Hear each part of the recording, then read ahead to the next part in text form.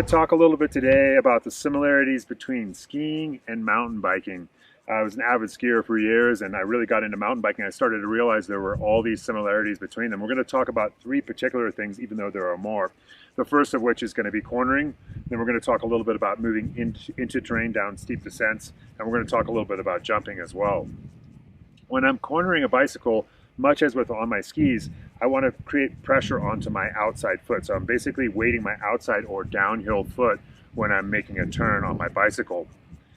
Now, as I'm doing that, I want to be able to have a little bit of pressure still on my inside foot. And this is something that's relatively new. If you've watched my footwork videos where I talk about controlling the zones between 9 and 3 and 6 and 12, really what we're doing there is we're starting to learn to share the weight between the feet without all the weight going onto the outside foot. When I was younger and I was skiing, we used to put 100% of our pressure on our outside ski, just as we did when I started mountain biking. When I started mountain biking, we used to all corner our bikes by going all the way down to 6 o'clock. Now we kind of share the weight between our feet. So it's a lot like the change that's happened in skiing, with skiing now being taught by creating pressure on the outside foot, but not putting 100% of the weight on the outside foot. So as we're coming down on our bicycle, we want to be sure that we're moving through that outside foot and creating pressure still with a little bit of weight on the inside foot. So very, very similar to skiing. It was interesting, I was teaching an Olympian. I didn't know she was an Olympian.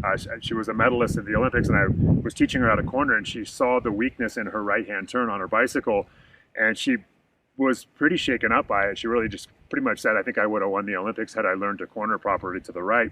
And she's really used this as a tool to create strong right-hand turns. So she was able to train, in the winter and the summer. Unfortunately, she didn't have another Olympics left in her, but it's pretty cool to see these very top-level athletes coming into the sport and realizing that you can create this sense of equality between your feet. So really starting to create coordination. So it's a great summertime activity if you're a skier and you really want to elevate your skiing by training on the bicycle. You're also obviously going to get a lot of really good cardio as well. The second thing that's really similar for me is moving into steep descents. So when I move into a steep descent on a bicycle, I want to make sure that I'm moving forward into the bicycle. And by doing this, I'm basically creating some elbow bend, which is going to allow my arms to extend downhill. You can take a look at our steep descents video to see what that's all about. Well, it's much like in skiing where I want to move into the fall line rather than fighting against the fall line. So I want to move into the fronts of my boots when I'm committing into something. And that brings up another interesting point about cornering. When I'm cornering, I want to drive my knees forward into the front of the boots to get the front of the ski to turn. So we're doing that on the bike as well by driving the knee over the toe. So a lot of similarities both with cornering and with descending and moving down into terrain, really making having that sense of commitment with what we're doing with our body. The last thing that's really they really share in common, that's a really major thing, is how we can use our legs to either soak up the ground underneath us or to create compression and actually create air. So you can imagine if you're a skier, you might be skiing moguls, doing a bump run, and you're coming down and you're soaking up the bumps underneath you and letting your legs up into your body. And you're doing this by having a somewhat straight spine. So this gives us this great ability here to absorb terrain into us. It's very much the same in mountain biking. When we're descending, we want to make sure that we're in a position where we have this somewhat straight spine and we're able to use our legs underneath us, retract our legs underneath us. And this is very posturally based. If I'm too far hunched over, just like on skis, it doesn't work out very well. Same thing is true on a bicycle. I was teaching a group of riders how to go through undulating terrain quickly and soak it up. And one of the guys remarked, he said, I'm actually the US bumps or freestyle ski coach. And he said, this is amazing.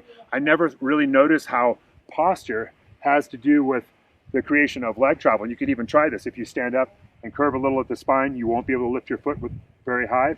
If you straighten your spine, you'll be able to lift your foot really high. So it's great training to get this sort of posture where we can create this sort of leg travel. So this is if we want to actually absorb terrain. Now, if we actually want to get some air off something and we're on our skis, we want to pop off a bump and clear something else, we just firm up our legs a little bit and stand with our knees over our toes and create a little bit of compression. We're going to be able to bounce over something that we could have absorbed. Same thing is true on a bicycle when we're featuring. Many of these things are referenced in our other videos, so go check it out at Evo Academy.